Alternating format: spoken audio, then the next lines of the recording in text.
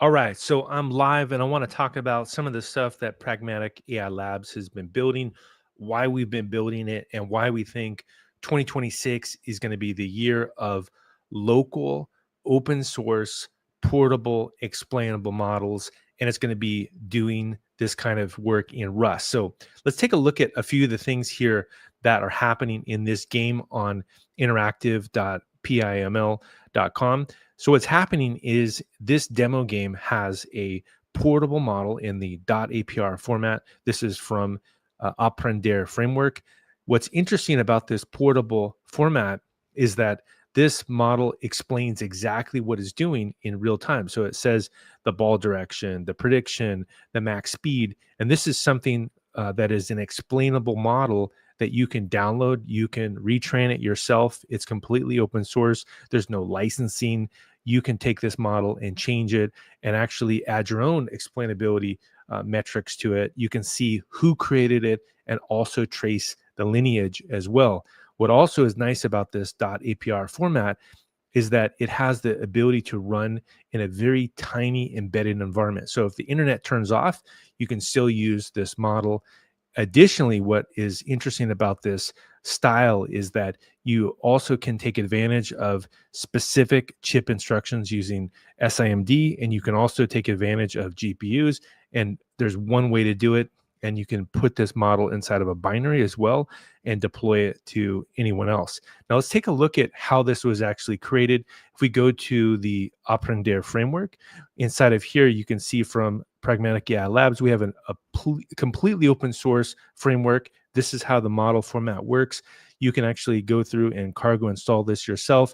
And it's pretty simple to train your own models. You can use deep learning. You can do traditional machine learning. You could even do simulations like, for example, Monte Carlo simulations or traditional Bayesian statistics. All of this is inside of the Aprender framework, and you can actually export these models, which are tiny little models, and they also run as well on, again, scalar, SIMD, or GPU. So you can actually have a fully transparent pipeline where you build the model once and you deploy many, including to WebAssembly, which is how we built that game.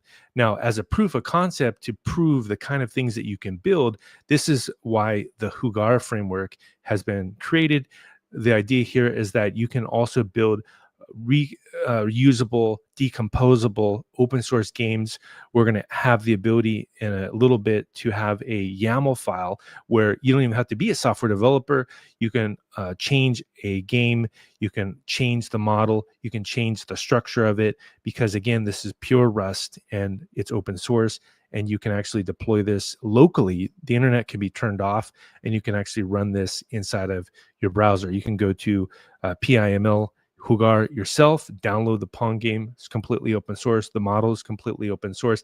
And again, the idea here is that we're going to see a very different narrative to machine learning and MLOps in 2026. We've heard about Jupyter notebooks and slow Python code and bundling legacy C from the 1980s, but the future is going to be very different. In fact, it doesn't even need to involve corporations for MLOps.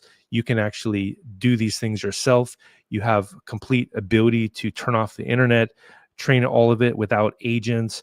You have total control with this small, lightweight format. And let's go ahead and end this session with a demo game here. Let's go ahead and take a click here at this demo. And another thing that we added just to show some of the cool things you can do is you can also stress test and see how performant this actually is inside of a browser environment. We also have other examples on the interactive.piml website of this model format. For example, doing real-time simulations like financial simulations or physics simulations. You can see, thousands of paths per second here. This simulation is extremely performant because, again, it's running a very tiny model that you yourself control. You can download the model. You can see right here, you can download the model yourself. We also have another example of shell autocomplete. Again, this is an example you can download from Aprender as well. And you can see here that we have millisecond level response inside of the browser. So the future of corporations telling you exactly how to train models. You have to use some kind of third-party software, or someone's hand waving about Python for MLOps. All of that actually doesn't need to exist anymore. You can take a look at the Aprender framework. You can actually run it yourself. It's all completely open source. And I guess the last thing I'll say is that if you want to take a look at PIML as well, we have lots of training where we teach you how to do these things on our platform. So thanks again for paying attention to us, and I'll talk to you soon.